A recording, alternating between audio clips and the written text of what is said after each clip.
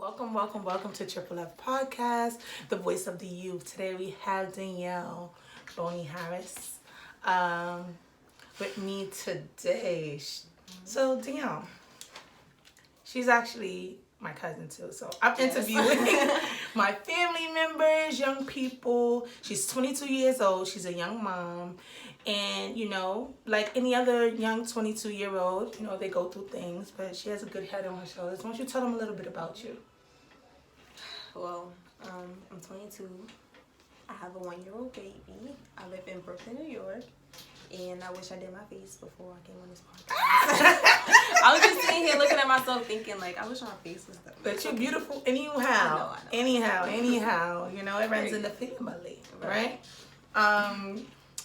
So what do you do? I know you say you have my little cousin, Sinai, Baby Nye. She is also an entrepreneur. Tell them about that. Tell them about Baby Nye. I have a candle line at Baby Nye's Candles on Instagram. I got you. BabySinai.com. BabySinai.com. So the name of the candle is Baby Nye. Wish we had one. It's actually in the other room. We're in this empty room right now. Yeah. But Baby Nye candle. Tell me about how you started that. Quarantine, girl. Everybody started a business during quarantine. Right. I've always wanted to be an entrepreneur. I always said I never wanted to work for nobody, and quarantine was just the perfect time. I was out of work. I was working 2 jobs and being a mom before quarantine, and then my life just slowed down drastically at one time. So I feel like I finally had the time, and being that I was working 2 jobs before, the funds to start my business. But what were you doing before? I know you were working with young people. Yeah, I was an ABA therapist. Well, I still am an ABA therapist. I actually went back to work. And I was working at Katra, a lounge, and I was a server. So I would do the serving job on the weekends and ABA during the week. Oh, you was grinding. So it was inevitable. Yes. Sorry. It was inevitable for the quarantine to happen. Yes. And you still was grinding. Right. Baby Nye, I know she's the inspiration. And thank God for my mother, because I would not have been able to do it without her. Having a baby, I went back to work when I was 2 months. I got the ABA job. Because I was I have to go back to work. I was out of work. People forget about the months that you're pregnant. You're pregnant for 10 months. I don't know who told y'all 9 months, but it's 10 months. And after you have the baby, it was a whole year at that point. I'm not a slow down type of girl. I always stay moving, going on a job, going to school. I'm always doing something. So for my life to just slow down, I was selling cars before I got pregnant. So then slow down like that, I got pregnant, then I had to stop working, then I did a move, then I was still I was working. I started working at a daycare when I was pregnant, but I was still not really moving like I wanted to, so I had to go back to work. So you 2 was months. grinding even when you was pregnant. I remember that. So 2 months I went back to work. I went back to work when she was 2 months, so yeah. I just said that to say thank you to my mother. I was able to do it. Absolutely. Even for me too. When I had my daughter at 20, I had Morgan at 20, and thank you for my mom too, because it was I went back to work actually 2 weeks after. You still healing? Yes, 2 weeks. I needed to get money. I needed to keep on going. I wish, But you know what? I really do regret it. So I wish I would have stayed for 6 months. I wish I would have stayed, because some people have some people could stay home for a whole year. I wish I would have stayed. 3 months is I wish I would have went back to work at 2 weeks. No. Shoot. I regret it. That could have been more money I saved up for quarantine to put into my business. I know. but that's, for me, I regret it because when I did go back to work, and I was going to school, so I went back to work in school. And I felt the bond, because that time was a critical time. With your baby. So I felt I would come home and my baby didn't know me. Or she was my mom. Or she knew it was my mom, so she went to go to my mom and my baby doesn't like me. Yeah. So I regret that. It hurt. It really did hurt. So that's why. You gotta do what you gotta do. She will look back and really, she's gonna see everything. Even to this day, she's young, my mom is her favorite girl. But we have our. That's good that they have that. But that's why when I had Logan, my son is 3 years old, I said, no, I'm going to try to stay home as long as I can. But you were set up different by the time you had Logan. I was. But I wish I would have stayed. A little bit longer, because that time is. I understand. That time is critical. Yeah, I understand. So tell me about how it was. I know you said it slowed up. Mm-hmm. You know, because I mean, I know the feeling too, because I didn't have a stable job at the time. I had some type intern part-time job. That's why I had to go back in 2 weeks. I didn't have those benefits. Oh, because right? you was gonna lose your job. I was gonna lose my job, and you know, I think they Like would have I helped it said, for me. People forget about the months that you are pregnant. I'm sure she wasn't at work the whole. I was. Oh. I was at work the whole time until like the day before I gave birth, because I was fine. Yeah, because I was fine. I was wish fine. I just had a basketball somebody's job in front of me like this. But not everyone has that too. Mm-hmm. They have complications, swollen feet. Like me, I was fine. I was young. Just, yeah. you know, rolling around doing my own thing, still getting the money.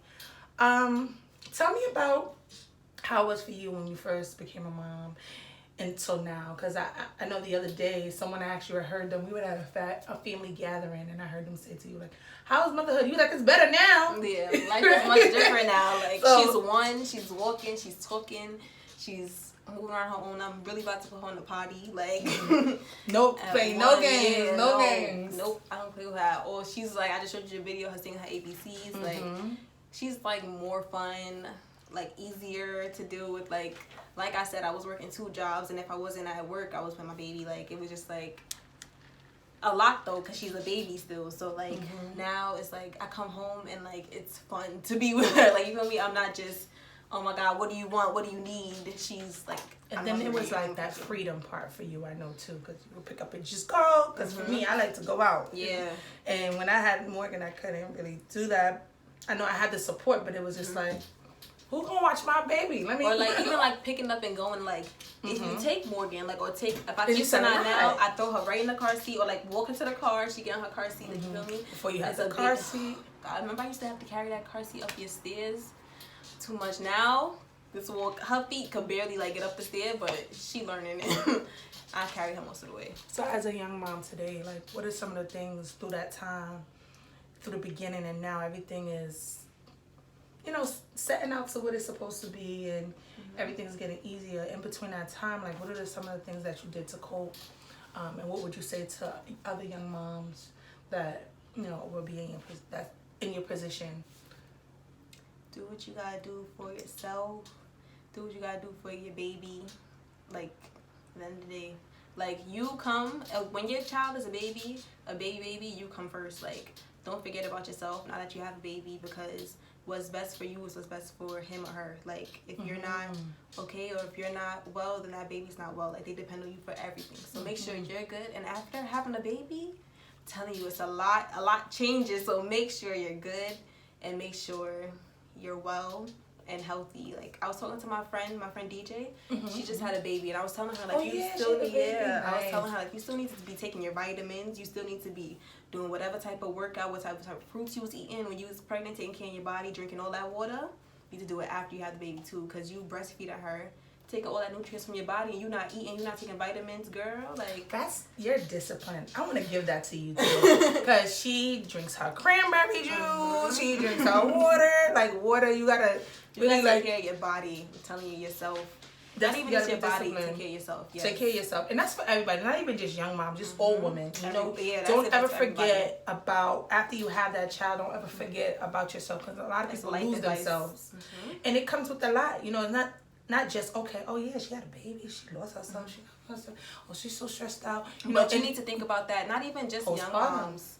But not even just young moms. Like, having a baby does take the postpartum. Like, it's a lot, but like, any big change in life, like, or any downfall in life, any ups and, like, life is full of ups and downs, and like, in them down times, don't forget that an up time is coming, or like, in that down time, still make sure you're taking care of yourself, like, because the thing that's going to be the same with them down times and that up times is you.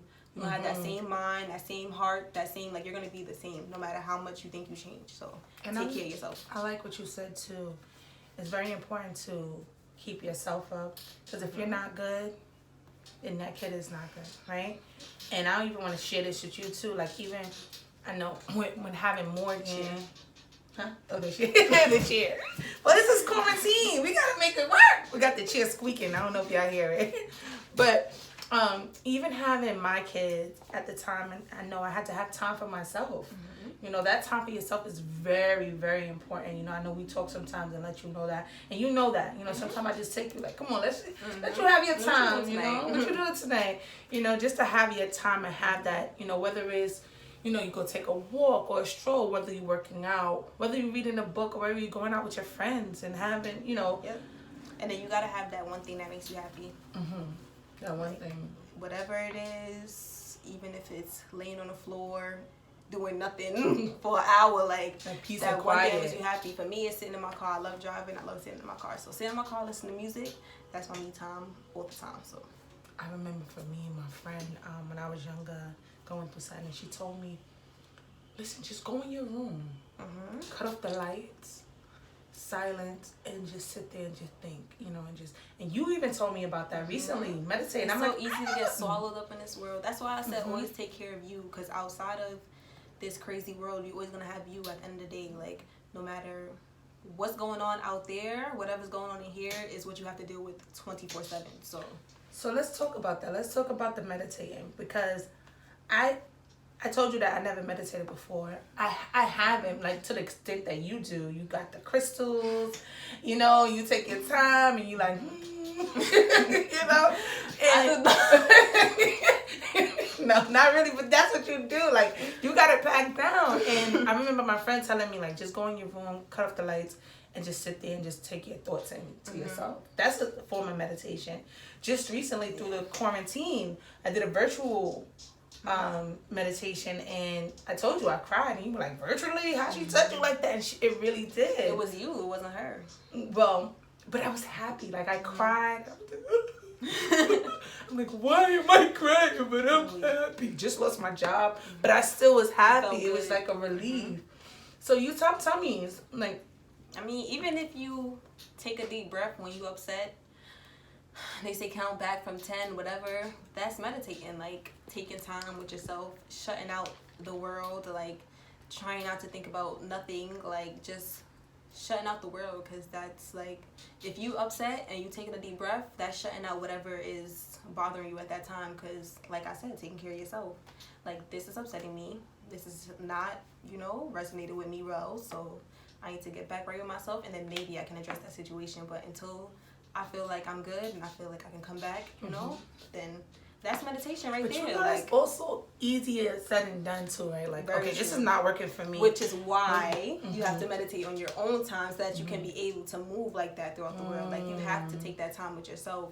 Especially at first, like, this is like literally changing your whole mindset, throwing out things that you were like taught, like, that are literally embedded in us at this point. Like, and just realizing that that's not okay. Like, this is not how it should be. I need to relax and get a grip. A lot of us need to get a grip. Excuse the noise. I know it's kind of, I can't even get that noise out. Oh, yeah. It's quarantine. I told y'all we in this In New York City, and we're in New York City. In New York City, yes. But Yeah, is there meditate. anything else too? Because we talked about meditating. We talked about, you know, just having that time for yourself, self-care. So we talk about meditate, and we talk about self-care, and those things are all also part of your mental health, which is very important. I believe this month was mental health month, or last month. Mental awareness month, I'm not sure. Yeah, it was around this time. Because I know one of my homegirls, she just did an event, but very important. And everyone, believe it or not, I believe everyone has some form of mental health. Let me tell you something. Right? All that mental health, that is, I don't know if I should say this, but that is white bull crap. Like, let me tell you something. If you meditate, if you take care of yourself, all that mental health stuff, I'm telling you, it starts with you. You have to be good with yourself.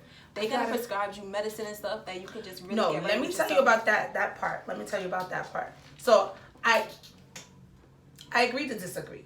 And let me tell you why, right? So, I agree with the part where, you know, if you take care of yourself, but some people are not in. It's harder. It's hard, right? And some people are not in that space or mental space.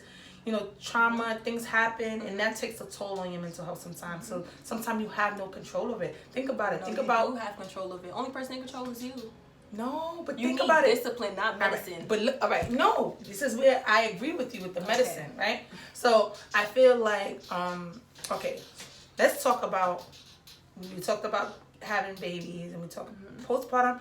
I didn't think, I did not think that was real. But that's not a mental health, that's not an illness. Your hormones are literally thrown, you just gave birth to a child, your body is confused right now. Like, and on top of that, it messes with you mentally. Especially in my head, I'm life like, is still why going can't on. why can't I just, and then I'll do something that I wouldn't usually do. Yep. Right? And then some people don't come back from that sometimes. It just keeps on going. So you can't just say it's the hormones, because their hormones get back where it needs to be. But your mind mentally, exactly. Exactly. And that doesn't give you a mental illness, because you're not crazy. Nothing's wrong with you. That's human. You just need somebody to stick by you and tell you and discipline, like, and not even somebody, because you have to want that change yourself.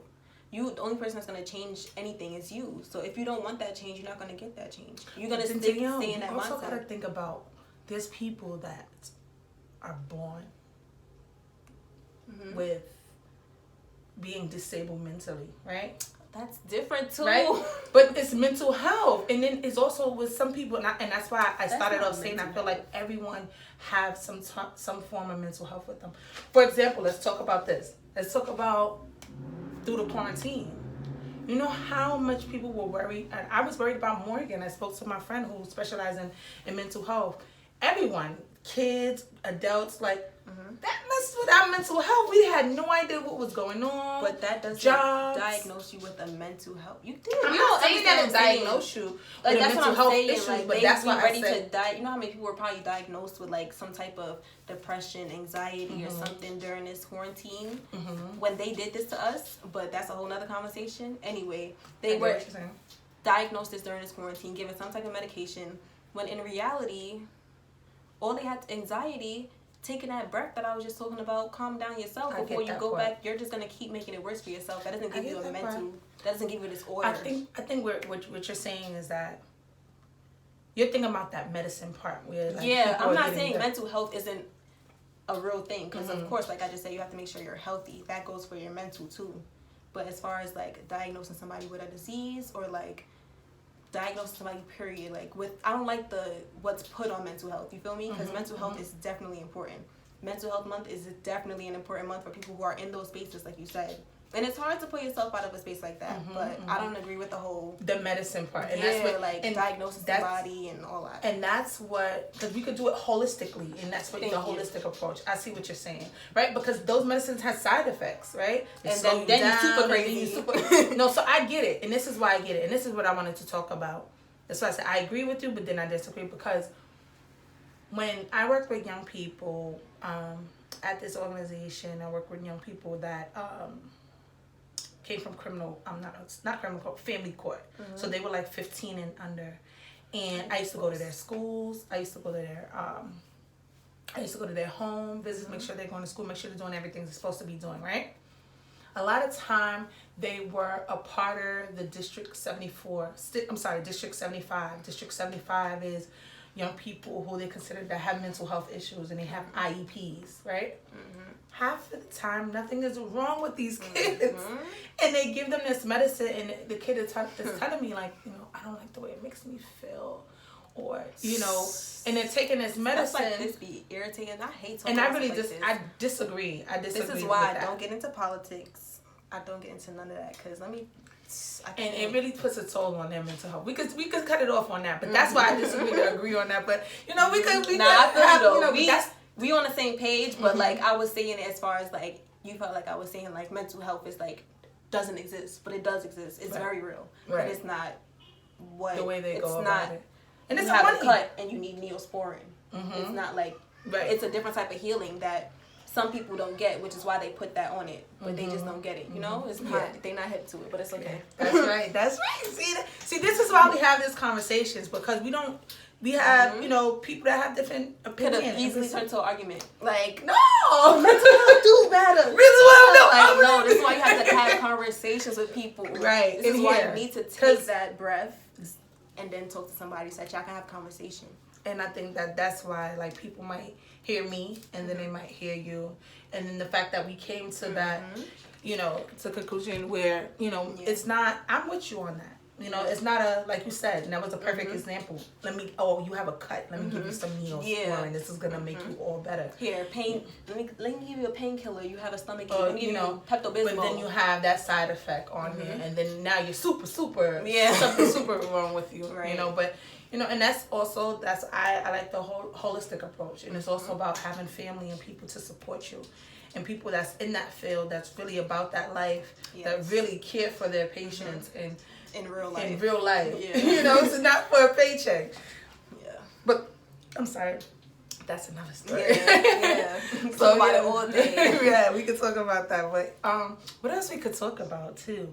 So we talk about through the quarantine and even mental health. We talked about being there for yourself and how do you feel about the internet these days? How do you feel about this OnlyFans thing? How do you feel about this whole OnlyFans is like a big thing, and kids are like working is on the internet.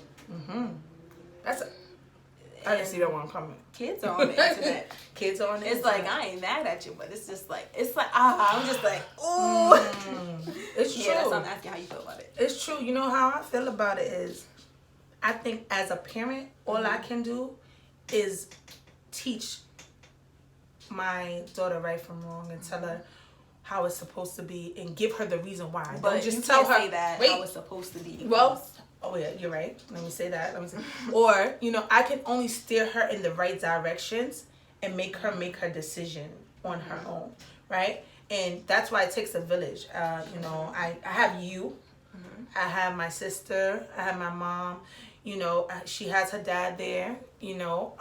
And even sometimes, even that's why I try to make the relationship with her and her friends to see where their head is at. And that's very important. Thank you for even asking that, because that's something I want to think of, like, because she's been asking me some questions like, Mommy, why I Google this and what's going on with this, and I'm like, and she called me the other day. She asked me about something. I'm not gonna bring it up now, but she was like, Mommy, I Googled this, so what does this mean, and what's going that's on with another this? thing. The internet is so easy. Like you can't baby your kids no more. Santa Claus and the Tooth Fairy and all these magic and rainbows until you get to a certain age, and then here's the birds and the bees. It's like, nope, the birds and the bees from young. Like, this is what they know. It's here, open.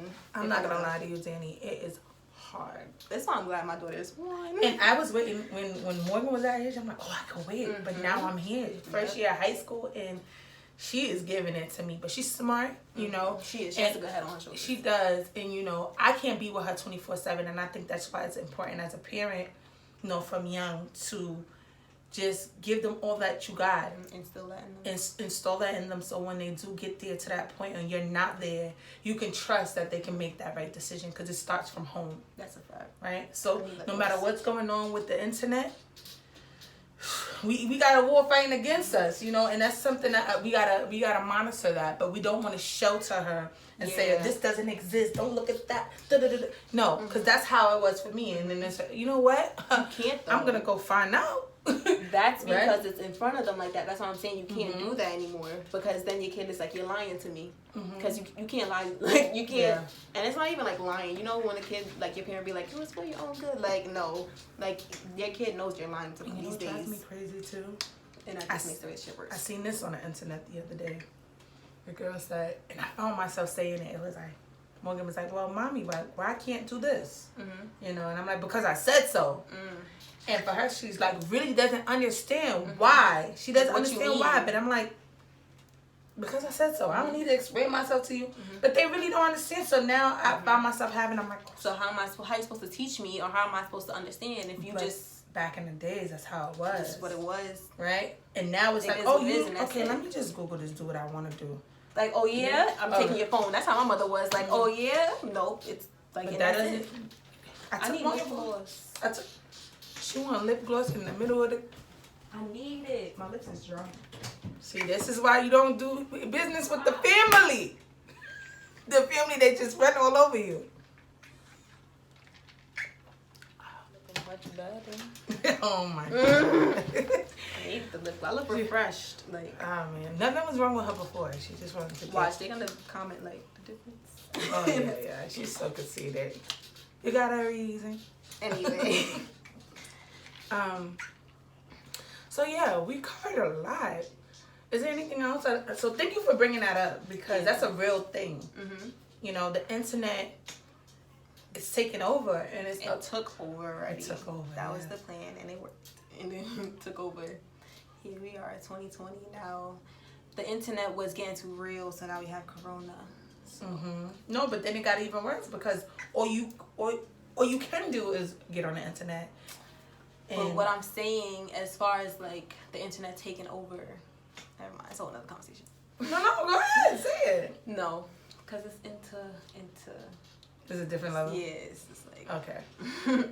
Well, you heard it. The internet is taking over. It took over, right? And we gotta be really cautious and think about the strategy of talking to our children, because everything starts from home. And it's not gonna be easy. I'm going through it now. My daughter, she got a good head on her shoulders, but she's still a teenager. I can't be with her 24/7, and I have to allow her to make her decisions and be able to trust her. You know, and again, it's not easy. I'm telling you, it's not easy because you got a job to maintain, and then look, you gotta have another kid. You have Logan to maintain. You thinking about a teenage daughter when you got a 3-year-old running around, 3-year-olds, and then he's home. And then you're home, and then you have to work from home. It's too much. And then you running a podcast, and you like. But I get it done. Period. Because I'm a flower fearlessly flourishing. Exactly. That's what we do. And that's why. Exactly. On period. You heard the conversation. On period. So any last words or something that you want to say, encouraging young moms, people your age.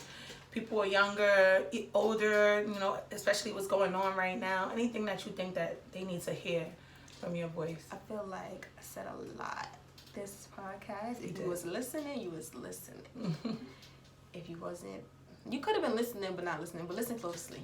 There's a lot to say. Listen closely.